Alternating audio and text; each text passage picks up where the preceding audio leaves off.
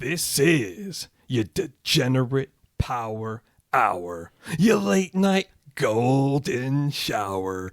Too ill to be sick, so thick you can't split.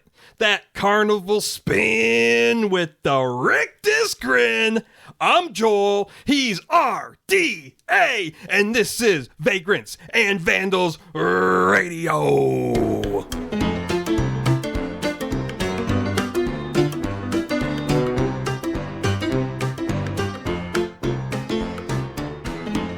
Now, wait a minute. I did not agree to a golden shower. Well, that's optional. Oh, okay.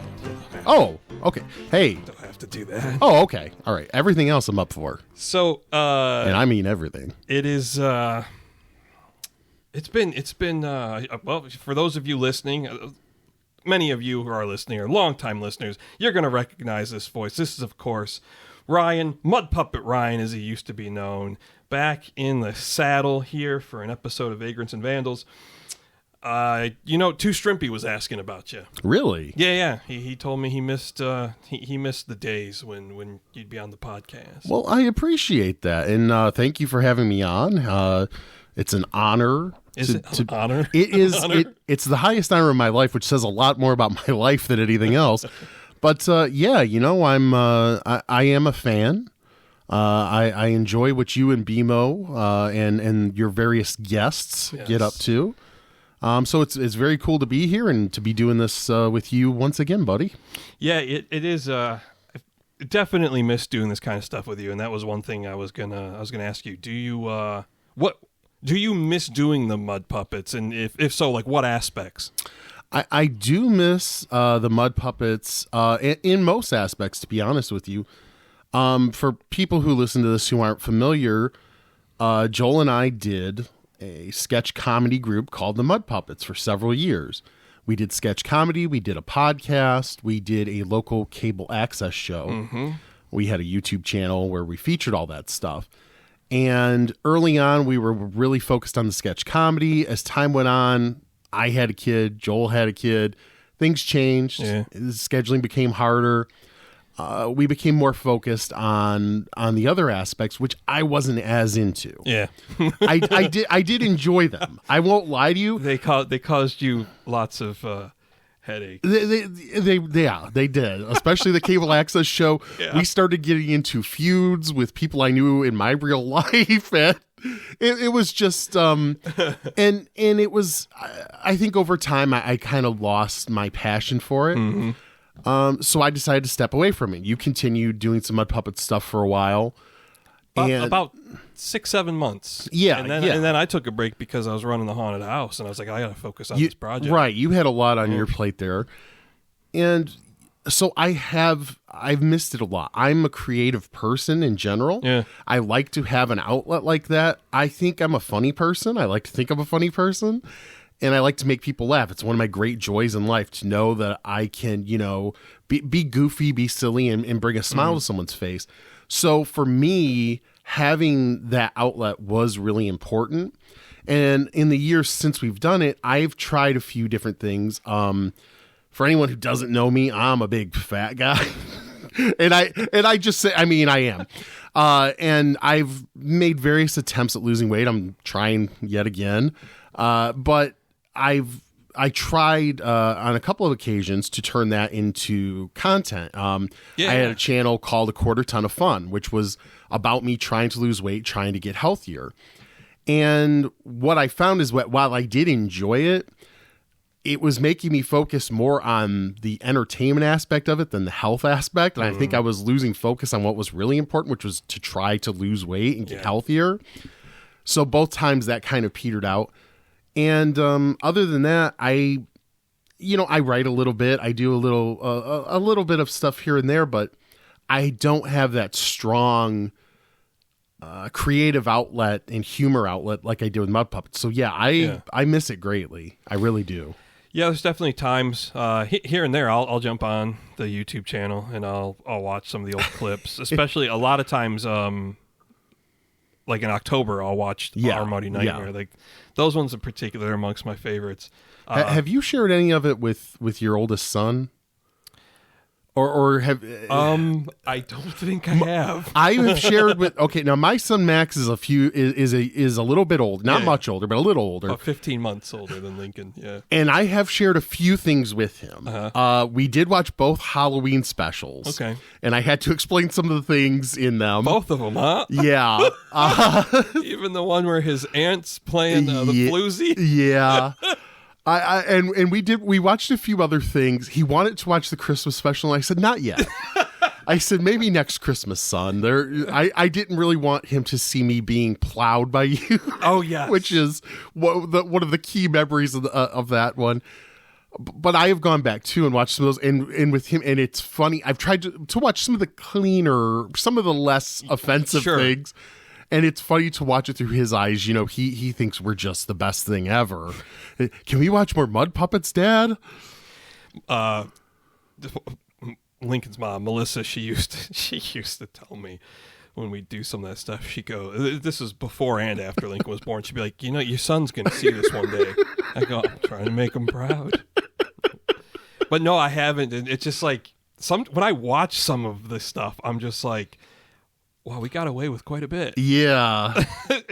It's funny, you mentioned the Christmas special. So when so that was our first year. So 2012, we did our Money Christmas, and the following summer, once we started doing the cable access show, when it came time for Christmas 2013, I was like, hey, let's repackage this. We'll air it on cable. Right. And I remember taking it in, and Steve was the studio director at the time. And we're watching the scene where our characters are having sex. And like Steve is just like quaking with laughter. And because I wanted to I'm like, hey, is this okay to air as is? And as he's watching it, he goes, and he's like, through laughter, he goes, I mean, maybe if you just limit it to 3 thrusts. I was like, oh, so the simulated sex is okay. We just need to make sure it's not any more than 3. And I think he asked me to take out the part where I called you a whore. I will tell you, Joel, that video caused me the most embarrassment of anyone that we did. Yeah. Christmas Eve. My in-laws, my mother-in-law, my father-in-law, my sister-in-law, and her boyfriend at the time, who's now her husband, are at our apartment. I'm cooking Christmas Eve dinner for us. We go to church, right? We come home. I'm cooking Christmas Eve dinner. We're sitting down eating. We eat dinner and everything, and my mother-in-law is like, oh, I heard there's a new Mud Puppets out. Can we watch it? I was like, And I'm trying to think of any, and you know, she honestly was very supportive of what we were doing for being a church lady and everything, was very supportive of what we were doing. But I was like, so she's like, yeah, let's put it on. So we put it on, and we're watching. I'm playing my mother, you're playing my dad, and we have relations while young me is watching us from the corner. Yes. We're talking about reindeer porn. We're talking, I mean, it's pretty filthy throughout. Yeah. And I'm just sitting here, and there's no laughter in the room. Everyone is uncomfortable. Everyone is just like, Jesus Christ, why are we watching this as a family on Christmas Eve? And I'm just sitting there sinking further and further into my seat, hoping it would swallow me up before the end. And I love my father-in-law. He's a great guy. But he is very straight-laced, and I'm just seeing his face and the sort of sour look that's coming over his face as this goes on, and we're like, yeah, reindeer porn. And I'm like, at Jesus Christ. How much at the time, when you caught some flack for that, how much of it did you blame on me? Were you just like, well, that was Joel's idea? Because I will take no offense. Oh, everything. Everything. If my wife or her family or my mom and dad were alive at the time, my dad was never really offended by much of it, but my mom would. I said, yeah, that damn Joel. You know, I wasn't my idea. I had it written a whole different way, and he went maverick on me. I remember, if I'm not mistaken, there was only one sketch, because your mom was great. She used to share everything. Oh yeah, my mom was a big supporter. There was in one... private. Sometimes she would be like, "You guys, that was a little impro," but yeah, she was a big supporter of us. Well, there was, I believe it was just one sketch where she messaged me. She goes, "Joel, I can't share this one." What was that? The one where I was jerking off, which was one of the job bad job interviews. Yeah. Where it's just you off camera jerking off and then jizzing on me with silly string. Yeah. You know, it was funny. You remember our audio man, Matt, of course. Yes. I remember at the time playing that for him and this other friend of his. And similar situation, like it's just complete and utter silence. And I'm looking at them expectantly, like I'm like wanting to share a laugh. Right. And they're beat red. And then as I get toward the climax, Matt goes, "I am really uncomfortable." Oh my God. Good times. I am sorry. I'm fighting off a cold here, people. So I'm sorry that these laughs are making me hack my lungs up. Yeah. Good memories. Good memories. Oh, so many. Yeah, but I look back at some of that stuff. And yeah, I'm like, man, I'm like, poor Steve having to answer for so many of my sins. Steve went through a lot, having to try to, when we were trying to find material to put on the either material from the YouTube that we were trying to put on there, or material we were just trying to shoot in the studio to get to fly by. We got away with a lot. We really did. And it's funny because like I've talked to Steve many times about it, and he honestly he's like, I never thought it was that big of a deal. I'm like, really? Even when we were getting called into the mayor's office, superintendent's office. But yeah, Steve was always a good sport. I mean, Steve even, well, if you remember, he often directed the show. Yeah. And then he even was on camera a few times. Oh, yeah. For the airing of Grievances for the one Christmas show. Steve was always great. He was always terrific to work with there doing that stuff, and was always a big supporter and stuff, and always just a great guy. That was one of the coolest things about doing the Mud Puppets when we were doing the cable access show, was we had our little crew of people. We had Matt, our sound guy. We had Disco, who was on camera. Your brother Jason was involved sometimes. My sister Jenny was involved sometimes, running a camera and stuff. We had Tim, who was always there helping us out, and Steve. And it was just a great crew of people that we would hang around. We would shoot the show. We would a lot of times go get lunch after and spend hours at the buffet just laughing and cracking up. No longer there. Dragon Buffet. Yeah. My wife told me that the Dragon Buffet was gone, and I literally wanted to cry.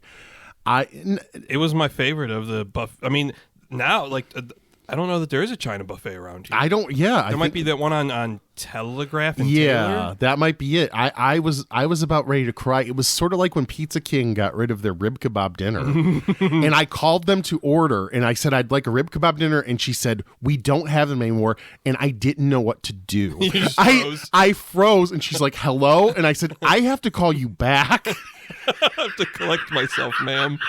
I need a minute."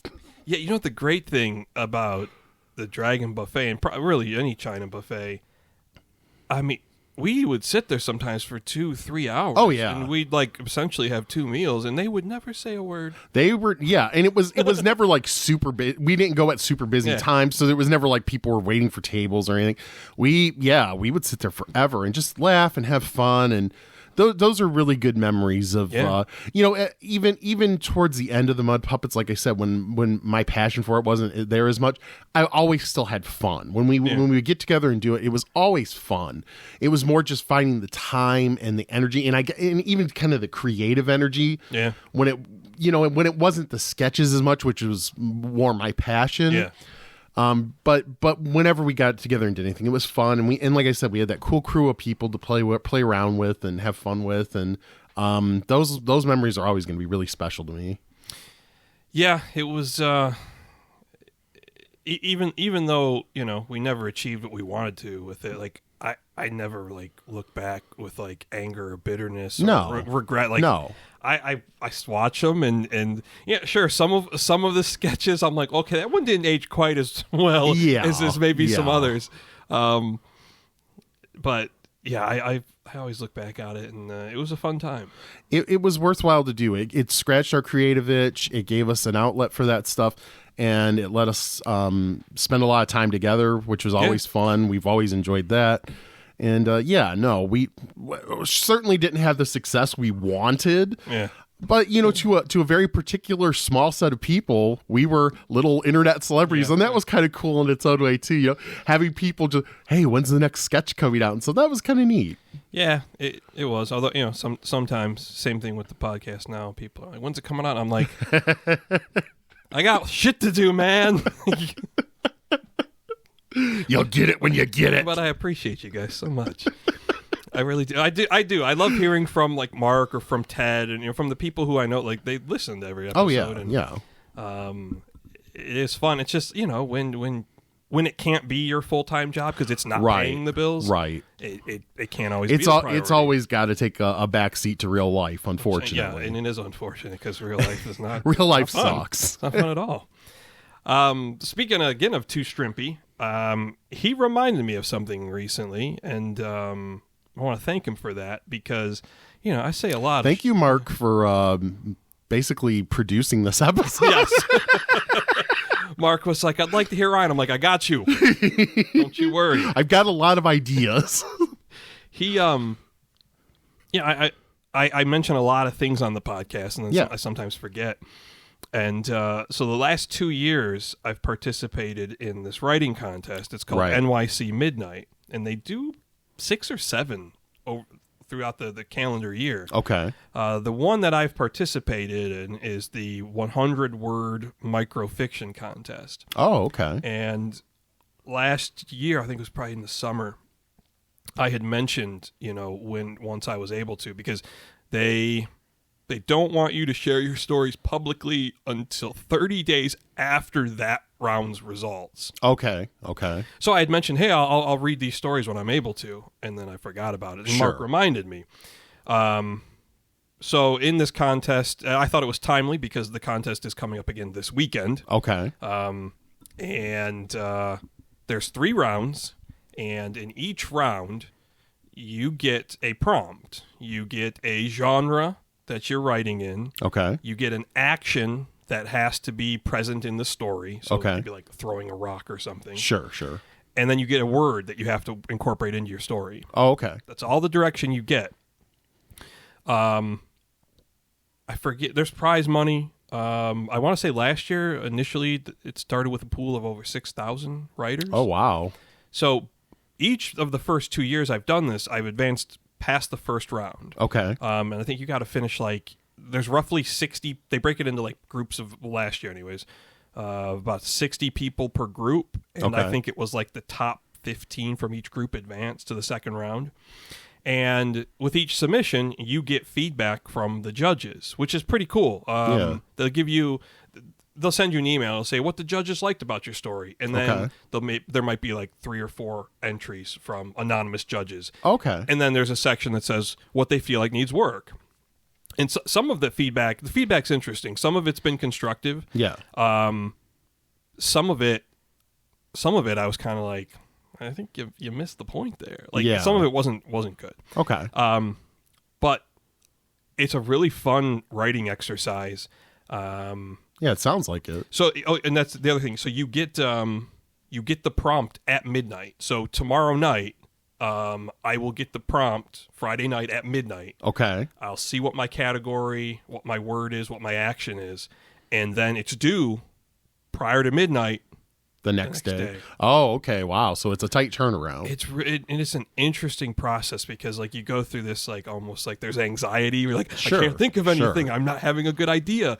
I've had rounds before where I've had an idea. I started writing and it just wasn't clicking. Yeah. And then 3-4 o'clock in the afternoon, I'm like, fuck it. I'm throwing the whole thing out and starting over. Right.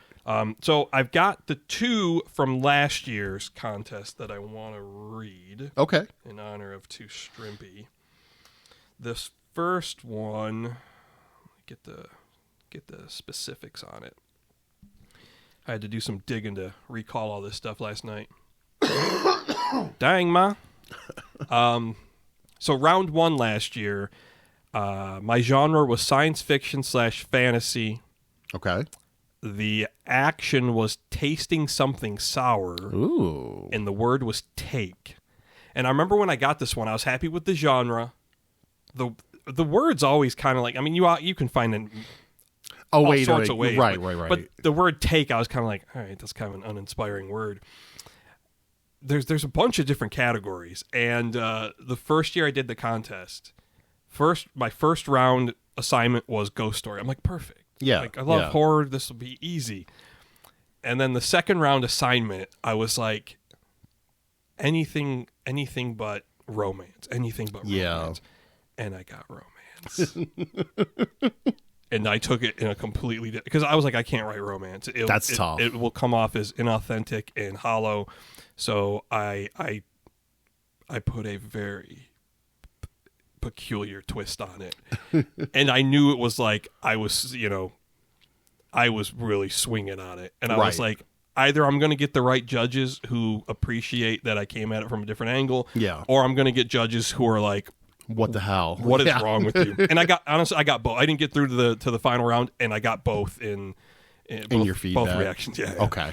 So last year, with that in mind, so science fiction, fantasy, tasting something sour, and take. And the story, it was interesting how it formed, because initially I had a bit of a different idea in mind, and then it just kind of started to swim to the surface, the story I finished on. And it's interesting because, like, I'll check my prompt at midnight, and then I'll just kind of stew over ideas. Yeah. And I'll try and come up with a general theme of what I want to do. Okay. And then I sleep on it. Yeah. And I found in 3 of the 4 rounds I've done, that's worked really well. The next morning I wake up, and the idea just starts to sort of calcify.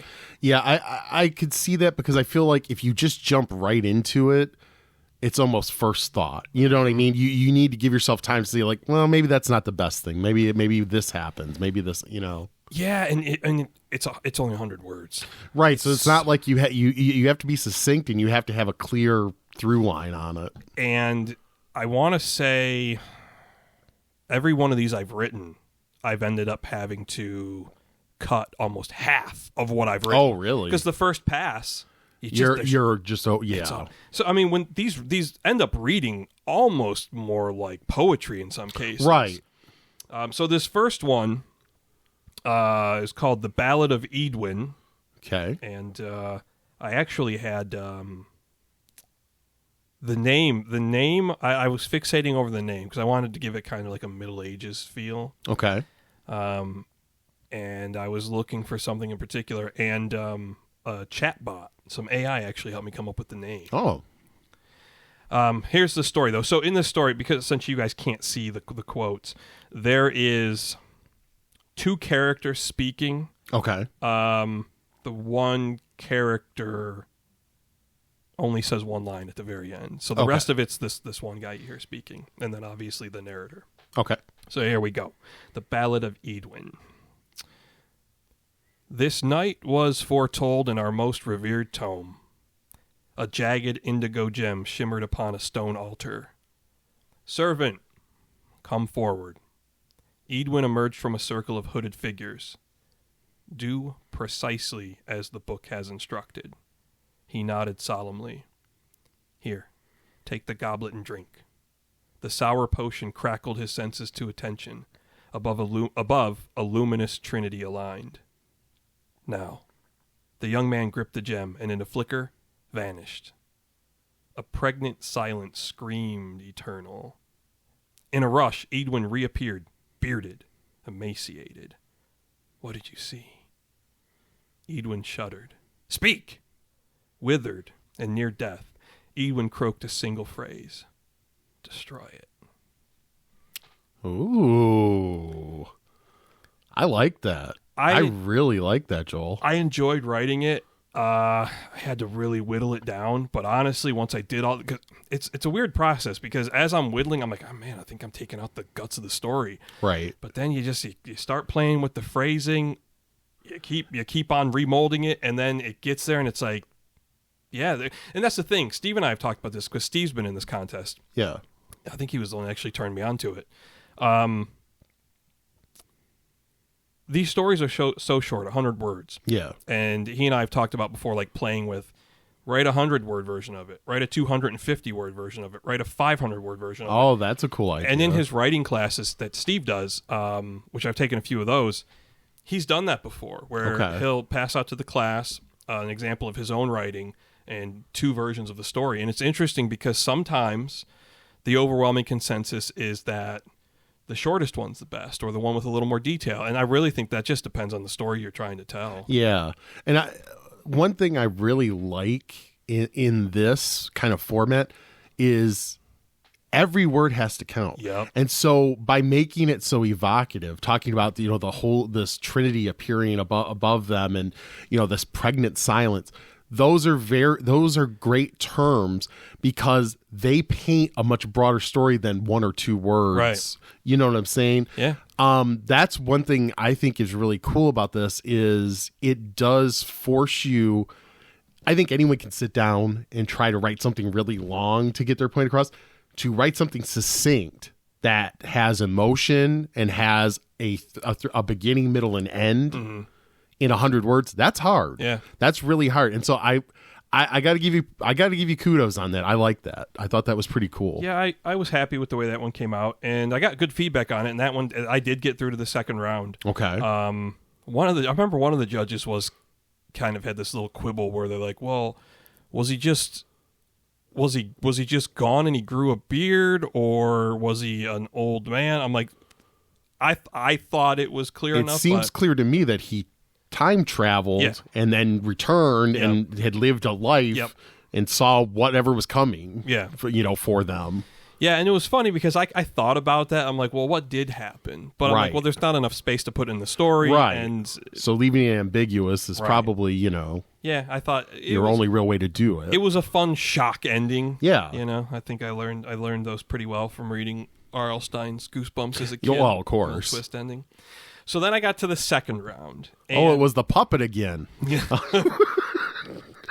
Last year, the second round of this contest, like after having got to the second round the first year, and getting into the second round the first year with drawing the romance and then taking it in the direction I did, I was almost certain I was not getting through to the third round. Right. But I wrote something that I thought was intriguing, that I enjoy writing. And again, had I tried to write something genuinely romantic, I didn't feel that I would have done well with it. I would have submitted something that I didn't enjoy writing, that I wasn't proud of, and I would have regretted not taking the chance on the story I had in mind that I liked. Right. So last year, I wanted to get to the third round, and I got my assignment, and thankfully I avoided the dreaded romance, and I got my second round assignment was action adventure. The action was throwing a rock, and the word was surge. Now, it was a really interesting day because Shirley had a photo shoot with an old friend of hers who was, she was pregnant at the time. So they were doing like maternity photos. Sure. And they lived out in like, where would we go? Like we were out past like Irish Hills, Hillsdale area. Okay. So this is the same day I had to write this. And we're on the road. Yeah. So I was going to help her with her photo shoot. And I had a story in mind. I had this one story in mind for a few years. And I'd always kind of gone back and forth. I'm like, I could write this as almost like a kid's fairy tale. Okay. Or it could be more of like a kind of coming of age, almost like a spirit walk story. Like the one character kind of has to go off into the literal or figurative wilderness to kind of complete this journey. And I was like, I wonder if I can do that, like a 100-word version of that. Yeah. And so we're in the car, and I have this computer, and I'm literally typing, and it's just not resonating. Yeah. And to do it in 100 words, I'm like, man, I don't think this is going to work. Yeah. So we're in the car. It's already afternoon, and I'm just like, I think I got to start over. I think I got to come up with something else. Yeah. And then I just started ruminating. I'm like, well, what do I want to write? I'm like, I'm trying, like, I'm pouring over, the genre, the action, and the word I'm not so concerned about. Yeah. So I'm thinking of all these different, and for whatever reason, this idea, cryptids kept popping in my head. Okay. And at first I just dismissed it. And I was thinking of, it was a really nice sunny spring day. So I'm thinking summery activities. I'm thinking days at the lake. Right. So I started thinking of lake monsters because if, our usual listeners will know, it's one of the things that scares the shit out of me. They may not even be real. It doesn't matter. They're real in my imagination. And yet mermaids are a big turn on. Well, hey, again, it all depends on the type of mermaid we're talking about. We've talked about this extensively. We have. So, yeah, I think probably 2 or 3 different times I kept coming back to this idea of a lake monster. And I was like, nah, I don't want to do that. And then eventually, I don't know, I guess the background in my brain was right in the story.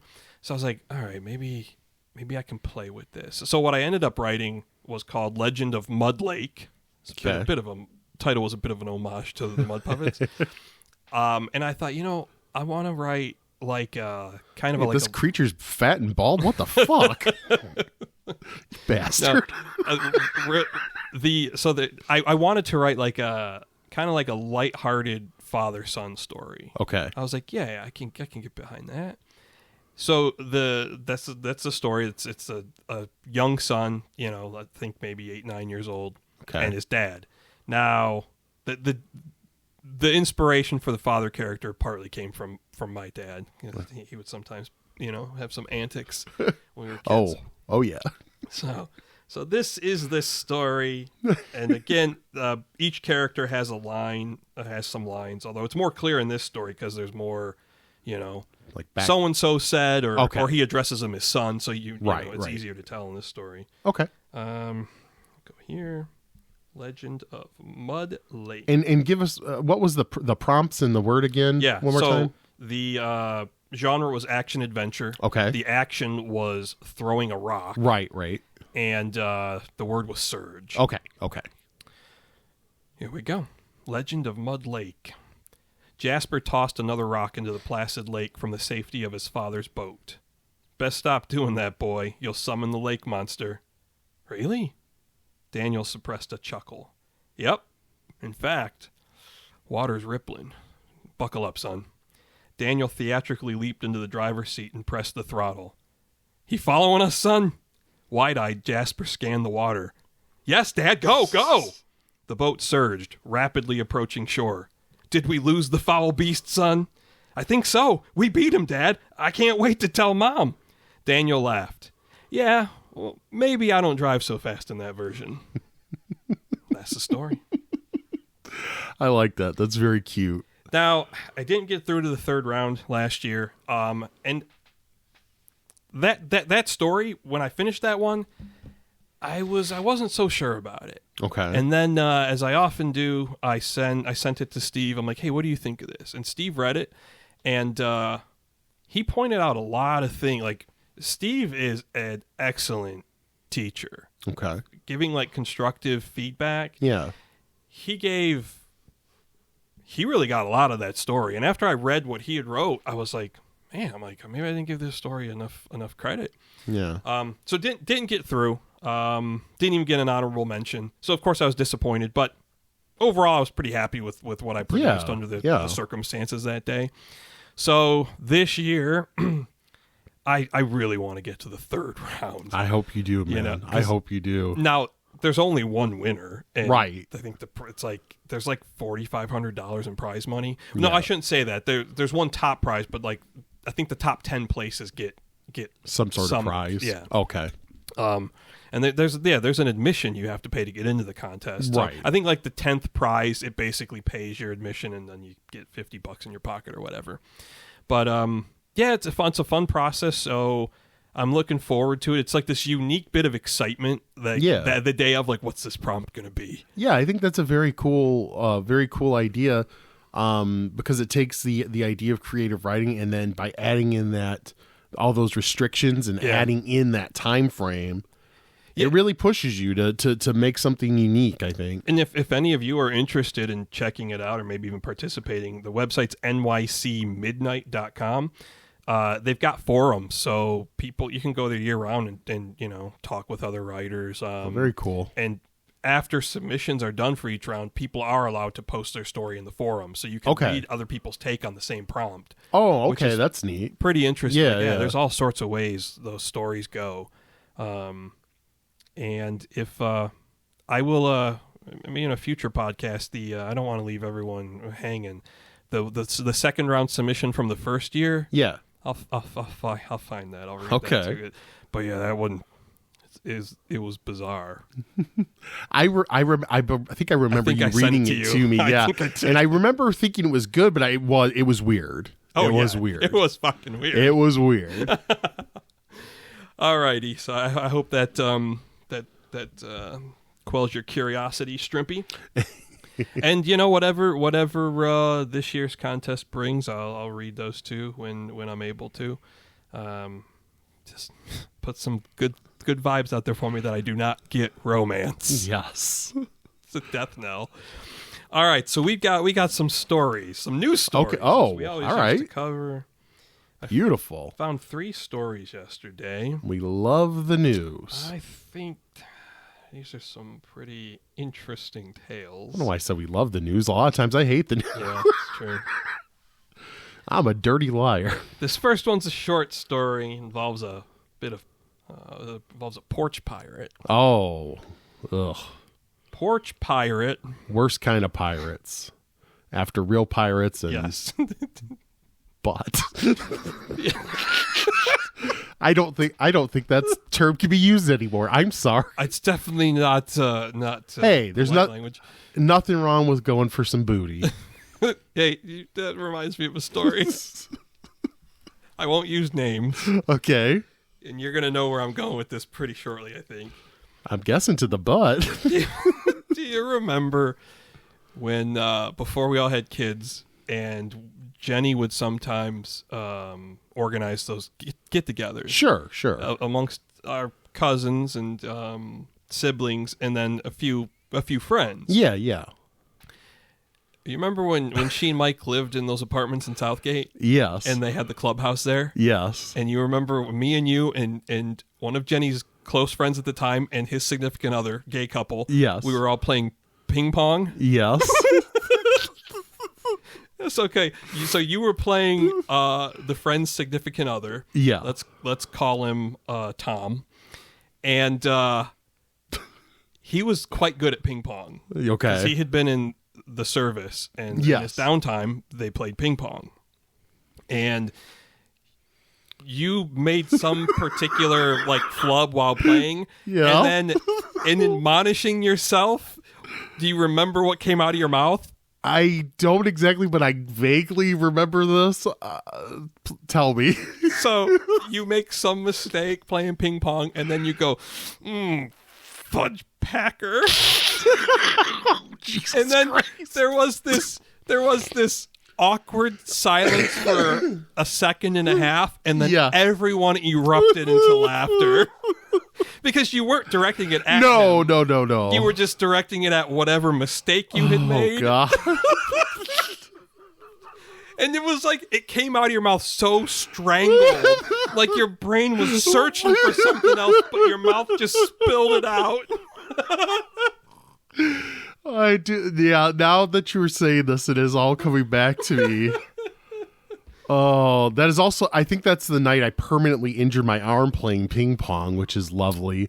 I cannot straighten my right arm to this day. This is as straight as I can make my right arm. Oh. Huh. Yeah.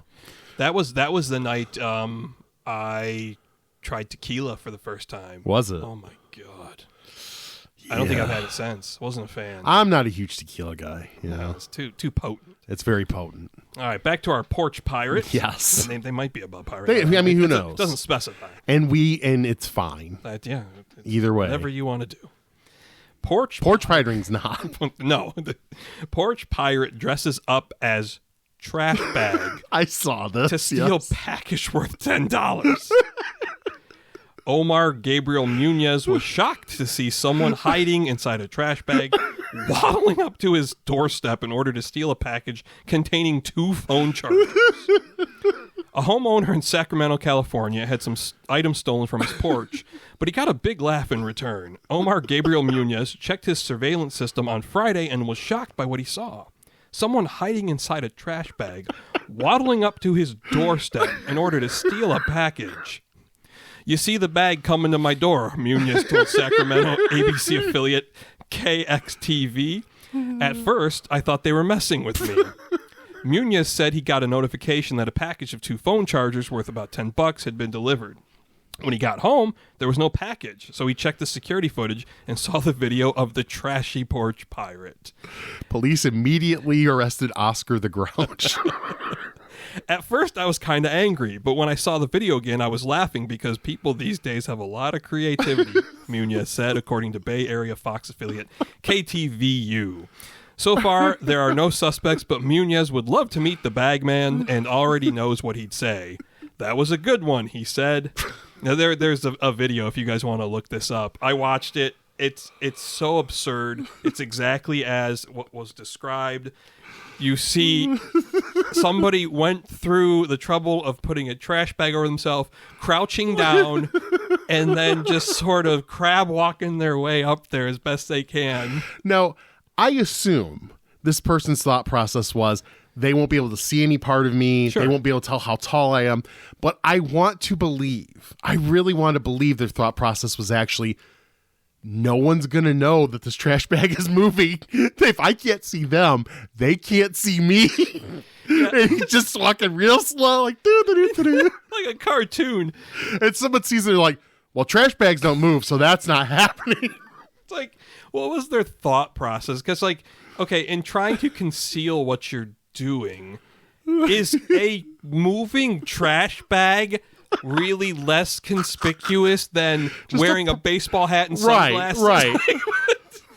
I think you're going to draw more attention to yourself because trash bags definitely don't move. Why is that human-sized cactus moving onto that port? Well, it's none of my business. And they weren't even intermittently stopping, right? Like, to where it's like maybe they glanced to see if they just were kind of like whoop whoop whoop whoop. And the best part is if they had been stopping, in my mind it would have been dun dun dun dun dun dun dun dun dun. Just a ridiculous story. And for that guy was a very good sport about it. He's like I'd say good one. You know what though? It's like you gotta like people with a good sense of humor. What can you do but laugh? You gotta find and it wasn't like it was something expensive. Right, he didn't lose. Yeah, Amazon's gonna send a new one. Right. So yeah, you gotta laugh at stuff like that. Like I would love to interview that person. Like, what was going through your mind? I'm guessing they didn't put a whole lot of thought into it. They just hey, you know what? This will work. Next story here. This is an interesting one. You guys familiar with the plot from Weekend at Bernie's? Yeah. Was this a classic? I think this lady may have watched it. Okay. Oh, I think I've seen this one too. Okay. Brazilian police detain woman suspected of taking a dead man to withdraw a bank loan. Police in Brazil have detained a woman suspected of wheeling a dead man who she said was her uncle to a bank to withdraw a 4-figure loan. Footage of the woman's encounter with the bank has sparked a nationwide discussion in Brazil after going viral on social media. It appears to show the woman at the corner of a Rio de Janeiro branch of Itaú Bank, propping up the head of an elderly man in a wheelchair and trying to get his hand to clasp a pen. According to police, she was attempting to take out a loan equivalent to $3,000, which had already been approved by the bank, but still needed the elderly man's sign-off. But the elderly man in the video, filmed by a bank attendant, remains unresponsive. His arm is limp, and his head keeps falling back as she talks to him. "Uncle, are you listening?" she asks him. "You need to sign. If you don't sign, there's no way. I can't sign for you. It has to be you. What can I do?" "Sign it so you don't give me any more headaches.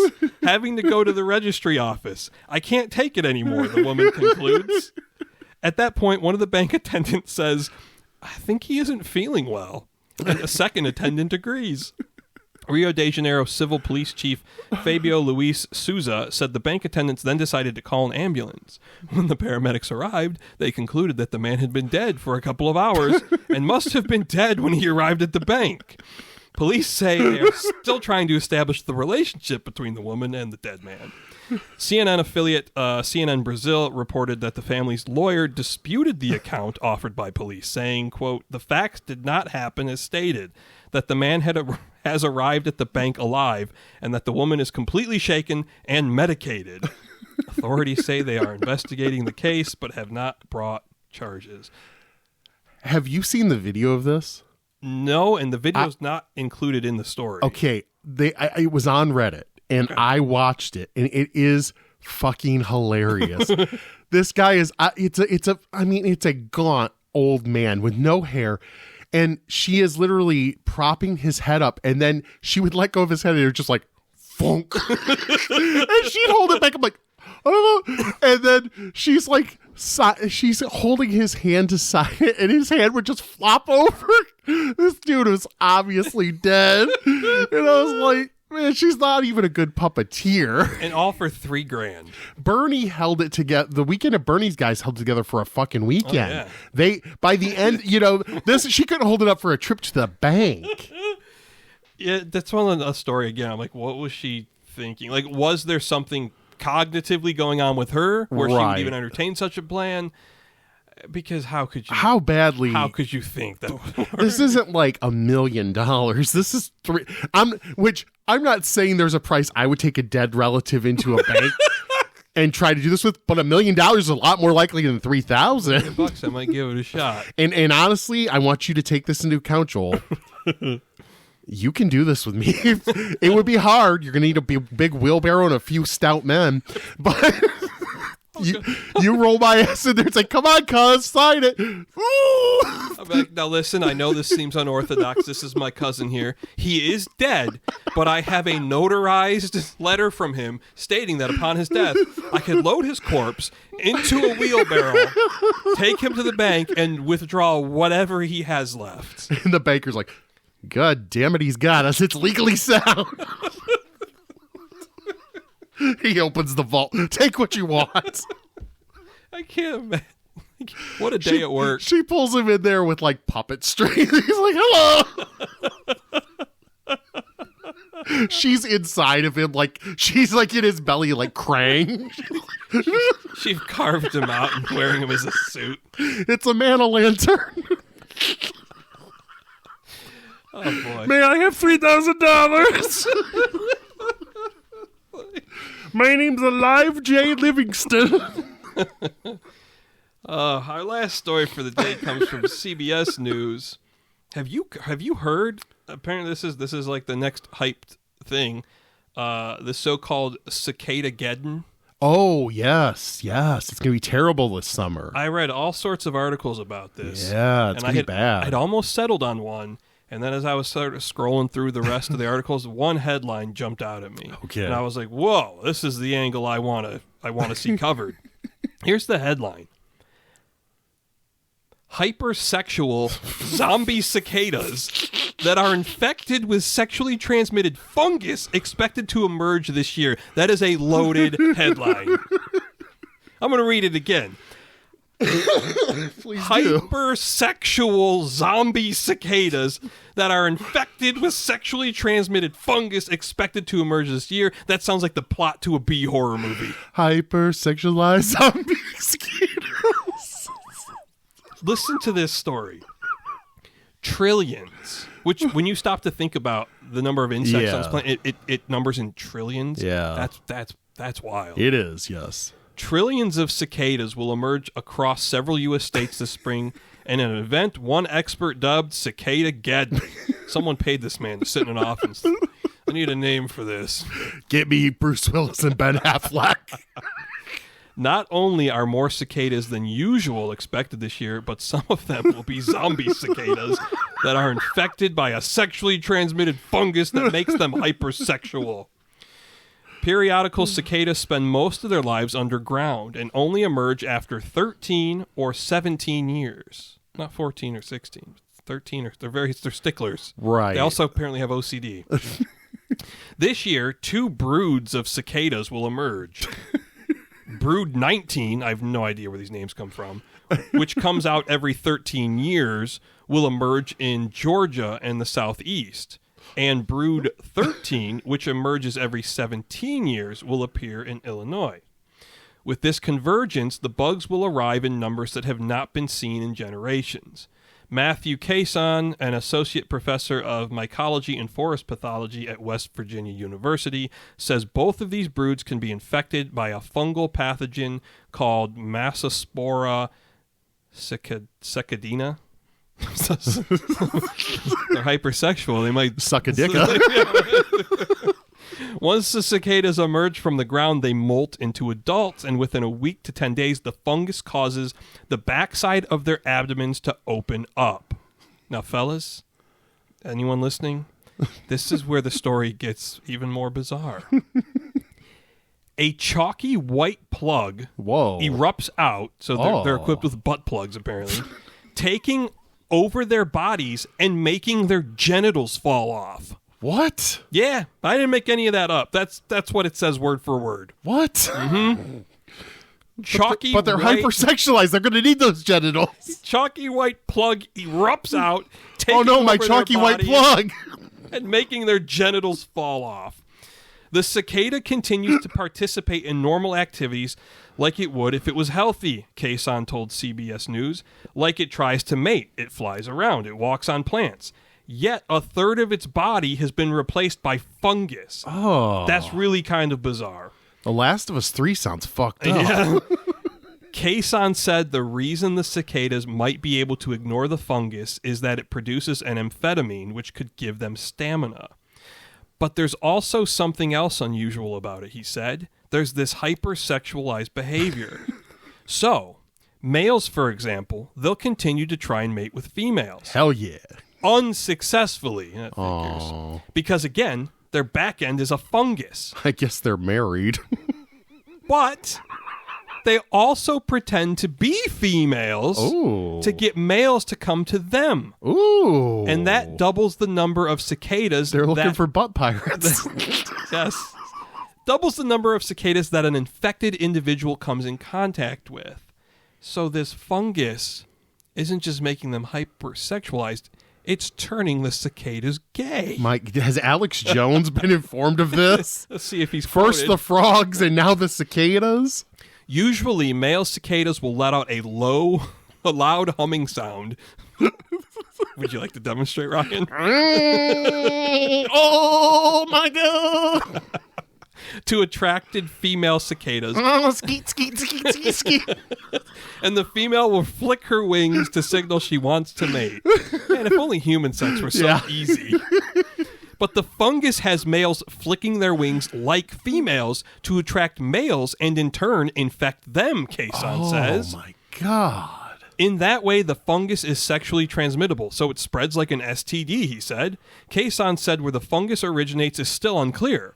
A lot of this is still unclear because there's a lot that happens below our feet, he said. Massospora cicada produces spores on cicadas, and it is suspected that when the cicadas die, the spores get into the soil and infect other cicadas underground. In the month leading up to them emerging all together in a spectacular fashion, they're waiting there, subsurface, for the soil to reach 64 degrees, Cason said. It's suspected that cicadas are infected when they are awaiting underground or when they are born and dig themselves into the soil, coming in contact with the fungus spores. Fungus usually needs a host, like an insect, to carry the spores and spread the infection. Then it kills the host. It's suspected the Massospora cicada fungus lays dormant for years and then begins to become a puppet master when the cicadas reach adulthood, Cason said. Because this is such a bizarre life cycle for an insect, the fungus has had to change its strategy. So it basically keeps the host alive long enough to maximize dispersal, he said. It is unclear how the fungus would affect other wildlife or humans, but Cason said in his research he's observed thousands of compounds in infected cicadas, and some could be toxic. We know that a lot of animals are gobbling these cicadas up as they're emerging, snakes and birds. It is possible they're having an effect on the animals that eat them? Yes, it is possible. But he said less than 5% of cicadas are infected with the fungus, and researchers have yet to observe any impact on other wildlife. Quezon urges people not to eat the cicadas. It's one of those things you shouldn't have to say. Oh, what is this, Russia? Or kill them, but to take photos if they see the fungus on the bugs and share them with online science communities. Because some of the sexually frustrated cicadas are voyeurs, and they want to see those photos. I'm going to look this up on Pornhub. Like iNaturalist to help researchers. When the fungus was reached for comment, it said, "Hey, I got to get my jollies." Hey, sorry, I'm getting my chalky white plug together. That's a lot in that story. That's freaky. That is honestly kind of scary. Well, yeah, those funguses that hijack a host. It is freaky. And I mean, of course, stuff. You mentioned The Last of Us. Yeah. That is the premise in The Last of Us. And from what I understand, the science behind the theory in that show has some basis in reality. Right. Which, yeah, it's kind of terrifying. It really is. It's one of those things you read and it's like, okay, I could see how a zombie apocalypse could potentially happen through this means. Yeah. Well, maybe this is the summer. I mean, if it's going to happen, it's going to happen. What can you do? Yeah, we seem to be careening off a cliff as a species anyways. The one good news I heard is that you can disguise yourself from them with a trash bag. Yeah. They won't know what it is. Certainly. Got a few minutes left, Ryan. Okay. What do you want to bullshit about? We'll go right up to that mark. Jeez, I don't know. What I mean, do you ever talk wrestling on here? BMO doesn't watch wrestling so much, but we can kill a few minutes with wrestling. Why not? Matter of fact, we should mention on the channel. Yeah. We're gonna have a few. Ryan and I years ago used to commentate wrestling matches. Yes. And it was recently mentioned to me from a friend that Danhausen, who's gained quite a bit of fame in the wrestling world, a Michigan guy too. Yeah. Made his wrestling debut at a card that I not only was at, but I was working camera on. Right. And that I still had the tapes. And I was like, well, if that's true, I'm like, I have those tapes. So long story short, I found the matches. There's 2 matches of his from these old Metro Pro Wrestling shows from over a decade ago. Ryan and I are going to do some commentary on those, and those will be on the channel. Yeah, it's pretty cool. We used to enjoy doing that. You know, we both lifelong wrestling fans, and growing up, the idea that we could have matches out there where we're doing commentary and people have heard it it's pretty cool to think about. Yeah. Well, we used to get quite a lot of compliments on that. I remember the first feedback I got was from a wrestler, and remember Gutter? Yes. So we did that match between he and Action Jackson, and he told me, he's like, well, I'd seen some of your comedy videos. He goes, I thought you guys were just going to kind of like make fodder of it and kind of shit on it. Yeah. He goes, and I watched it, and he was like, you didn't do that. He's like, no. You put both of us over. He's like, you just did this. You communicated the story well. And I was like, well, we're wrestling fans. Yeah. I'm like, that's... I've always been the kind of person, and I know there are people who, they'll shit on wrestling. Oh, you're watching this one. To me, the job of the announcer is very much make the wrestlers look better than they really are. Add something to what they're doing. Tell their story, put them over, make them seem, like the greatest athletes in the world.